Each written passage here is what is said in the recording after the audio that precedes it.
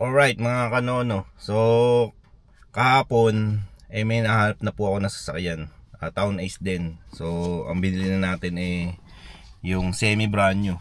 Yung ibig sabihin ano pa lang yung tinatakbo niya. 900 kilometers pa lang. So okay na, na-deal na, nakapag down payment na ako. So pagkatapos nun, dapat kasi araw ng Sabado ngayon ay Linggo. So dapat Monday maasikaso na lahat ng mga papeles. Kaso 1 week daw yung process. Aalis kami. Baka kailangan kasi yung ID ko. Aalis kami, baka mamaya hindi matapos ng 1 week. Tapos hindi mabigay sa akin yung ID ko. Mas mahirap 'yon. Kaya sabi ko next week na lang, pagbalik na lang namin. So ngayon may box ako dito mga ano to, Jollibee. Jollibee po. Tingnan natin.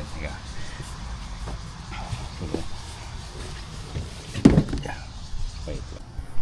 Bali kasi araw ng Linggo ngayon, so pahinga para sa mga anak ko, family bonding. Every week laging ganun, papahinga kami.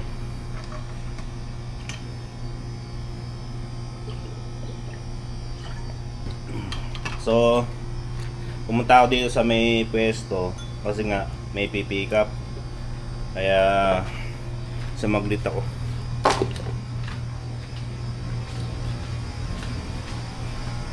May pipick up ng chicharon mga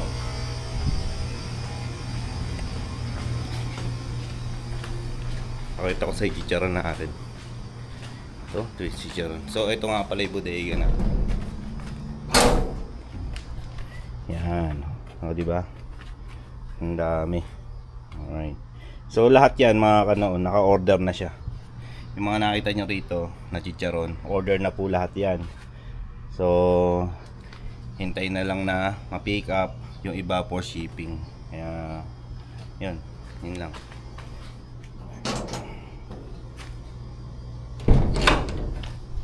So makikita nyo dito sa mga flooring namin mga puro karton na. Ayan. Kasi mamantika kasi yung yung chicharon. Kumbaga yung pag-process niya mamantika, panay patak-patak.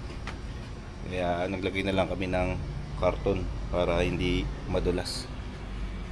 Ito naman yung area ng ripakan. Ito, yan. Dito. Bali nasasara yan mga ayun, ito sasara para mabuksan yung aircon. Wait lang natin, buksan na kaya natin tong Jollibee. Alam niyo mga bawal dito yun yung magpasok ng meat galing sa ibang bansa. Lang, hindi ko lang paano nila ito na puslit. Ewan ko kung talagang Jollibee nga. So malalaman natin kung tunay ba o peke.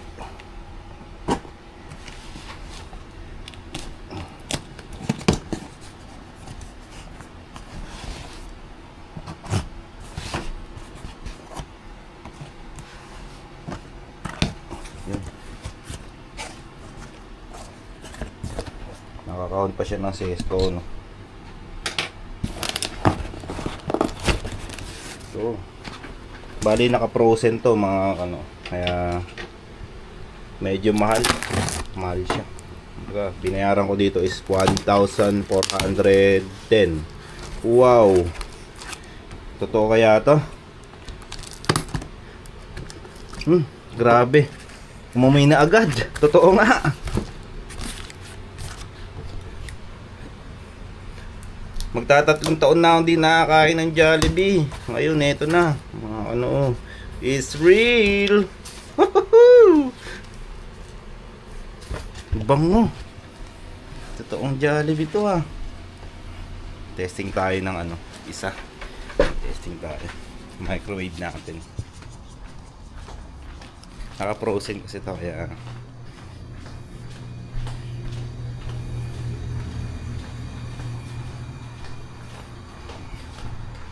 microwave. Maganda din sa factory namin mga kano, kompleto na. O di ba? Dito na kami nagluluto, microwave, lahat. Kanin pa yata rito. Oh, dami kong sinain. Dami kong sinain. Yan, natin natin yan. Sasangag ko na lang kanin. Ang daming kanin.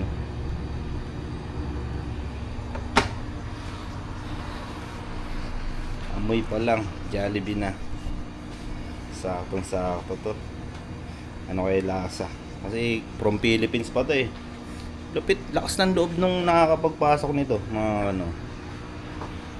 Kasi malaki ano niyan eh, malaki multa niyan pag nahuli sila eh. Siyempre, hindi ko naman sasabihin kung kanino ko binili. Pwede na siguro to na rin. Yun! Eh. Smell. Amoy pa lang. Kaya lang, ang liit. Ang liit. Ganto na ba talaga Jollibee sa atin? Ganto nang kaliit yung hamburger. Nakapanibago kasi yung burger dito sa Taiwan. Ang laki.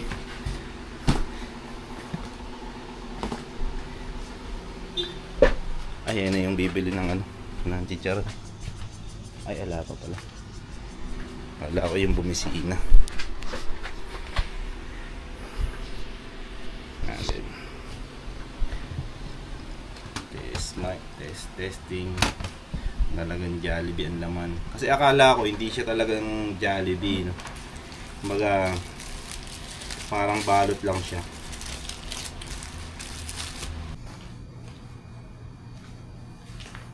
So mga kano, ipiprepare ko na yung chicharon kasi paparating na dito yung pipick up.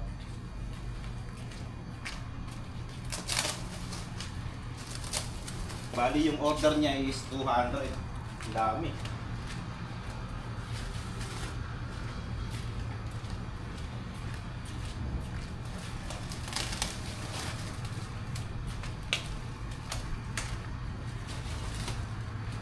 So meron tayong mga reseller o nag-agent. Nag-agent sa mga malalaking store o supermarket.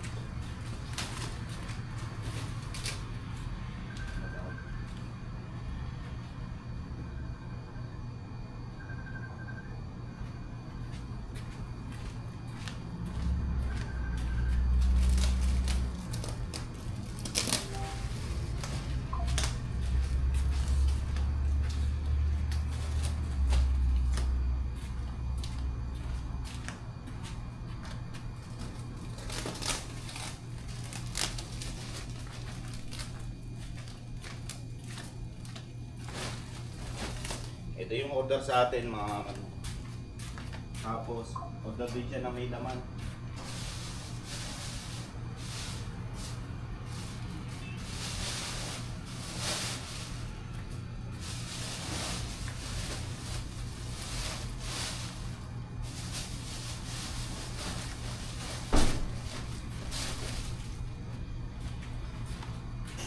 Meron na nga pala ano, meron na nga palang chicharon classic, spicy, sa chicharon bagnet. So tatlo na. Saka may binebenta rin tayong suka.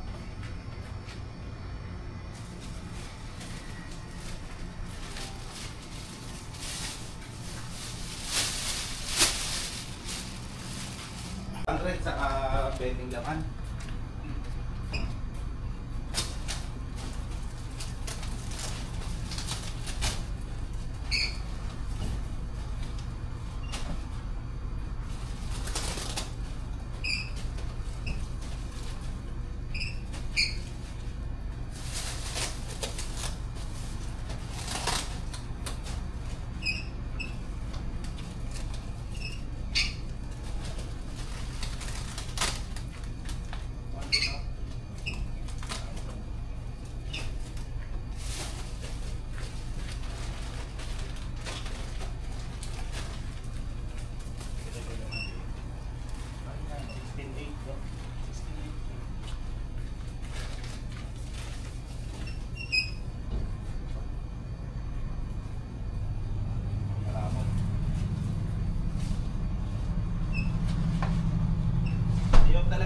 ngayon, pag-linggo. Kaya lang siyempre,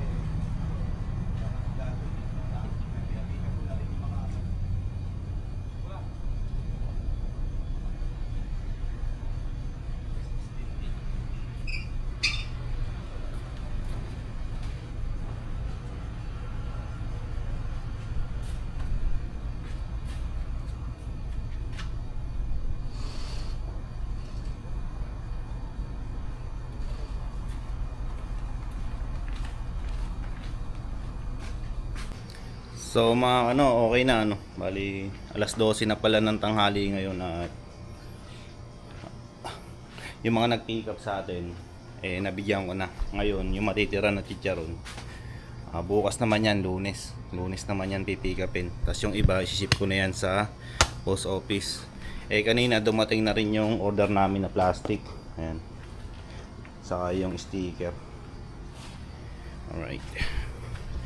Kaya natin ang umuwi para makabanding yung aking mga anakis.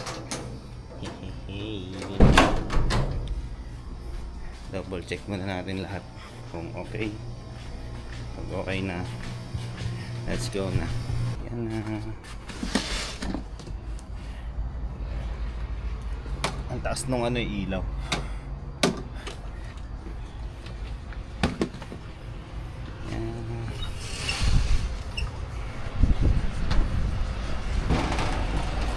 Ako. Nilinis ko na yan eh, kanina.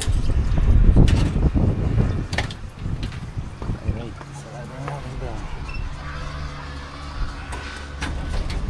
Mga kanoon, imagine ninyo may factory na tayong chicharon. May chicharong baboy. Hindi ko na-expect talaga to. Kaya, pag may pangarap, dapat pagsisikapan mo talaga.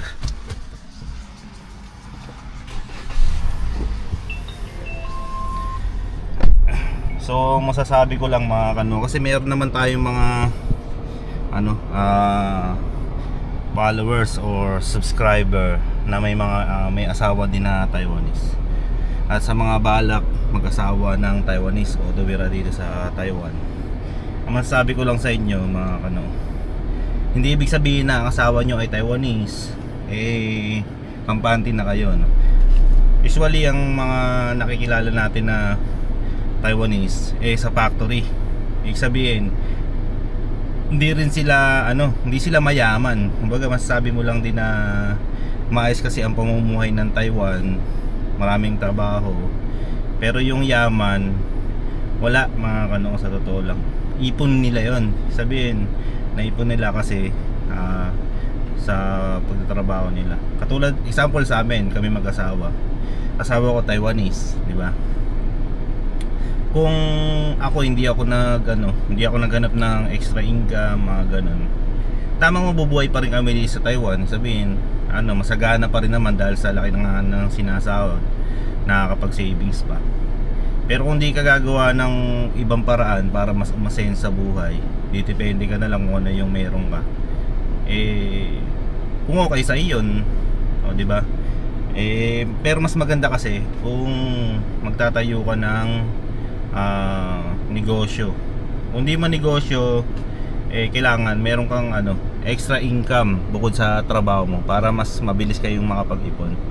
So dati mga kano, dalawa kaming tatrabaho, ako yung misis ko. Pero ngayon, yung misis ko di na nagtatrabaho. So 4 na taon na kami nagchicharon. So 4 na taon na rin kaming pinapakain ng aming negosyo. So nakakatawa kasi nag-grow siya. So naiisip ko lang, maybe in the future mga kano, magkaroon sana kami ng ng mas malaking pwesto para makabili kami ng mga equipment o mga machine.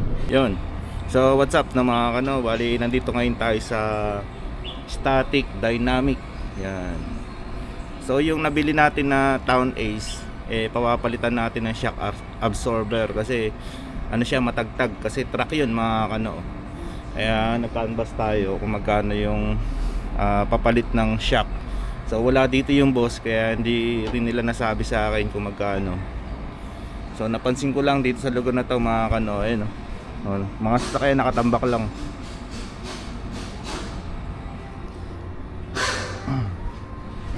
Malapit lang pala to sa amin, kaya dumirect na ako dito.